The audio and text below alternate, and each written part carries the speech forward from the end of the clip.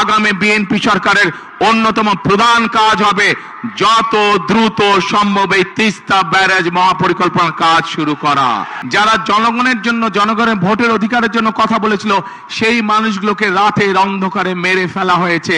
এই নির্বাচনী জনসভা কেন? কবে নির্বাচন? হ্যাঁ, 12 তারিখ নির্বাচন। কতদিন পর ভোট দিবেন? বহু বছর পর ভোট দিবেন।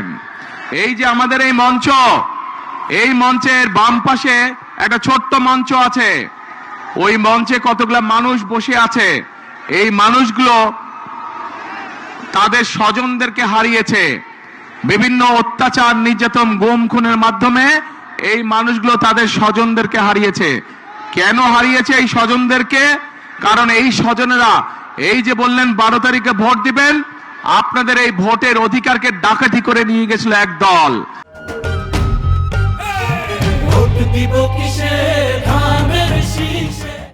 তাদের কাছ থেকে উদ্ধার করার জন্য বিএনপি সহ বহু দলের নেতাকর্মী, বহু সাধারণ মানুষ এই স্বৈরাচারের সময় জীবন দিয়েছে, অত্যাচার নির্যাতনের শিকার হয়েছে, কেস কাচারির শিকার হয়েছে। এই নীলফামারী এই এলাকা হচ্ছে সাক্ষী কিভাবে কতগুলো নিরীহ মানুষকে, যারা জনগণের জন্য, জনগণের ভোটের অধিকারের জন্য কথা বলেছিল, সেই মানুষগুলোকে রাতের অন্ধকারে মেরে ফেলা হয়েছে। এই এলাকার মানুষ সাক্ষী তার। প্রিয় ভাই বোনেরা, 12 তারিখ নির্বাচন। এই নির্বাচনে ইনশাল্লাহ বাংলাদেশের মানুষ তারা আবার ভোট দিবে, ভোট দিয়ে তাদের প্রতিনিধিকে নির্বাচিত করবে। কিন্তু শুধু ভোট দিলেই, একটু পিছিয়ে যান, কিন্তু শুধু ভোট দিলে চলবে না। আমাদেরকে এই নির্বাচনটাকে দেশ গঠনের নির্বাচন হিসেবে চিন্তা করতে হবে।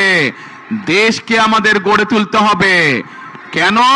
কারণ এই দেশ যদি আমরা গড়ে তুলতে না পারি, তাহলে আমরা কোথায় যাব? আমাদের যাবার জায়গা আছে কোনো? আমাদের প্রথম ঠিকানা বাংলাদেশ, শেষ ঠিকানা বাংলাদেশ। এখন প্রিয় ভাই বোনেরা, এই এলাকার মানুষের কর্মসংস্থান দরকার। এই এলাকায় যে ইপিজেড আছে, আমরা এই ইপিজেডটাকে আরো বড় করতে চাই, আরো কলকারখানা এখানে তৈরি করতে চাই, যাতে এই এলাকার মানুষের কর্মসংস্থানের ব্যবস্থা হয়। প্রিয় ভাই বোনেরা, শুধু তাই নয়, আমাদের ছেলে মেয়েদেরকে, তাদেরকে আমরা ট্রেনিং দিতে চাই, এবং সেই জন্য এই এলাকায় আমরা বিভিন্ন প্রশিক্ষণ কেন্দ্র তৈরি করতে চাই, যেখানে এই এলাকার ছেলেমেয়েরা, নীলফামারী বলেন, সৈয়দপুর বলেন, কিশোরগঞ্জ বলেন, এলাকার ছেলেমেয়েরা বিভিন্ন বিষয়ে ট্রেনিং গ্রহণ করবে এবং দক্ষ শ্রমিকে তারা পরিণত হবে, যাতে করে হয় তারা নিজেদের ব্যবসা বাণিজ্য তৈরি করতে পারে, অথবা বিদেশে চাকরি বাকরির ব্যবস্থা করতে পারে, চাকরি বাকরি যাতে সহজ হয়।